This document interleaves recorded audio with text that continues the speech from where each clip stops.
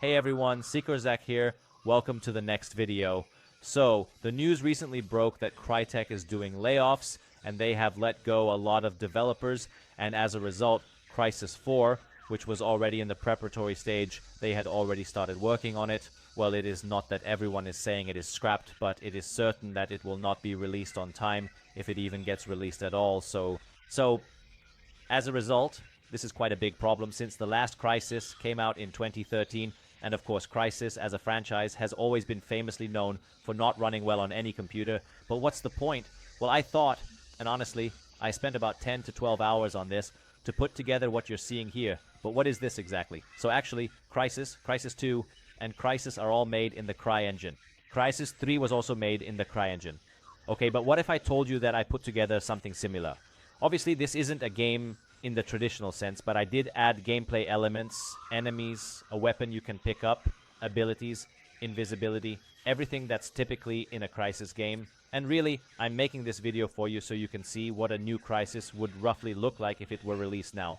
That is, in 2025. It's very important to mention, let me say it again, I really only spent about 10 to 12 hours messing around with this, so it could be much better, and there could be a lot more in it. This was more of a side project, or actually, not even a side project, but rather it started out as a project where I wanted to make a very detailed jungle-based shooter, which in reality isn't even a game, but more of a tech demo. It's just something I can use to demonstrate what a new Crysis would roughly look like. Let me really say it once more. In 2025, which, as we know, we won't actually get in 2025 anymore. So let's take a spin in it, and you'll see what's inside. The game, which in this case I'm referring to as a game, I'm recording in 4K at 60 frames per second, so it's in the best quality possible. So definitely, if you can, watch it back in 4K 60 frames per second, preferably on a big TV, because that's where it looks the best. Alright, let's see. So, Crysis elements. Of course, I added a kind of, well, there, which at first might seem a bit strange, but then you actually get used to it. Why is that? Well, simply because you see the whole game through the back of the character, since you're inside a Nanosuit. Of course, there are several types. The Nanosuit has several functions, no matter which Crysis you look at. The first one, which was always really cool, is that you can be much stronger, you know, when you can switch the Nanosuit to give you strength. For example, when you jump, Now, let's imagine for a moment that you want to jump much higher. Then the system already indicates maximum strength. Furthermore, when you are running around within the game, specifically, there is your normal running pace, and then there is the maximum speed mode, which is active when, you know, you have reached your absolute maximum speed. Right here, you can clearly see your legs positioned below you, so basically everything looks exactly the same as it does in the original Crysis. For this version, I specifically used the Mark I model from the first Crysis game, which is the very first type of nanosuit ever introduced. For making this project, there's shooting, there's reloading, and the most important thing, which was the coolest feature in the Crysis games, something incredible, is nothing other than when you activate the cloaking gauge and the guy becomes completely, well, let's say invisible. That's what really gives you the feeling of being a true predator, a hunter in the jungle, and that all the other people are basically, well, not even, you can't see anything in the jungle, but this way you notice the current soldier, or rather this super soldier in a nanosuit, even less. So this is how it looks. I actually set it up so that when you press Q, I've mapped it to the Q key, it changes the character's material. This material currently looks like this. It's transparent, a bit reflective, but still has this glass-like appearance, and when I turn it on, it switches on and off like this. So it even hides the HUD itself, so you really feel like you can't see anything at all. So you are truly invisible. The only thing I left visible, if you look closely, especially as I move it, you can see it well in this area, is that I added a display to the nanosuit. I made it so that the display looks patchy, like it's dusty, as if the whole thing is really covered in dust. So basically, the character's display is like a plexiglass, really dirty and grimy, and I tried to create that effect so it really feels like you're seeing the game through something. In Crysis, it was not done like this. There, they actually had a HUD that was made to look a bit 3D, and it had this wobble, so the HUD would kind of sway. I tried to do it in such a way that you actually see it through a real piece of glass, or rather, through a helmet that's actually there. But still, when you are actually playing the game, you can pretty much just ignore it, because it is not really that distracting at all. However, that distinctive helmet-like visual element is still present on the screen, and I personally think it is a very nice touch. You know, at least in my opinion, I think it is really quite cool. Everything works exactly the same as it did before, so you can walk around in it, right? And you will notice that absolutely everything bends and reacts. Here and everywhere else, all of the time. So whatever you happen to look at, or wherever we decide to stop, it is everywhere across the whole map. Actually, it was made in RLEngine 5.5, and everything you see, literally everything, is real-time. Okay, so there's no other way to do this, but what does it take?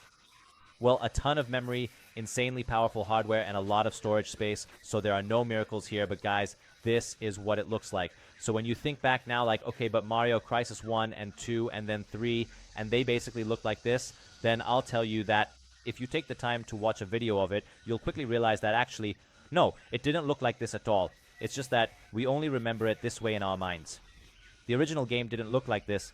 You know, here the vegetation is so lush and vibrant and dense, it's all intentionally designed so you really feel like you're deep in the heart of the jungle.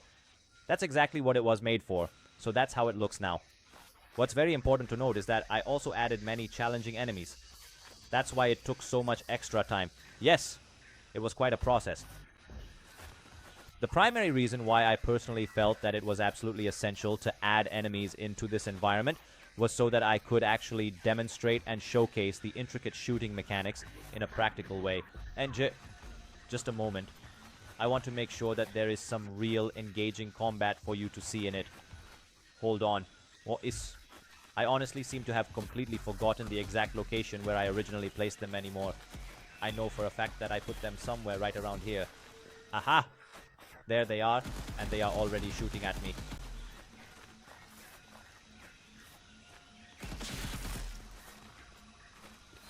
It has a powerful weapon, and right here is the enemy.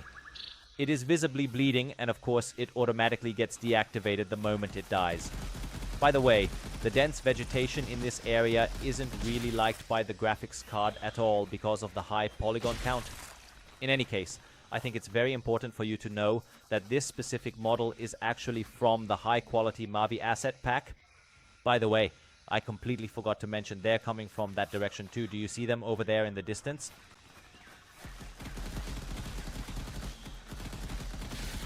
You should know that this is actually the jungle from the Mavi asset. So it's made by Mavi, and it's one of the most expensive jungles in the game, or among the assets you can buy. It's incredibly expensive, but, well, okay, this is the quality you get. So here you really pay for what you get. So, you know, this is basically, no, not basically, this is truly a AAA asset in every respect. As I said, currently only, I worked so much on it that I didn't want to spend too much time on it anymore, in the sense that I didn't want it to take away even the little free time I have. But I still wanted to be able to show you all how it looks, and I can't really do it better than this. Of course, I could have just played it for you as a tech demo, but I don't think that would have conveyed it as well. I think this way gives you a better sense of it, at least that's how I feel. Also, a bit of extra news. For channel members, everything you see here now will actually become downloadable. Those with the Support the Assets channel membership or higher will get access to the link.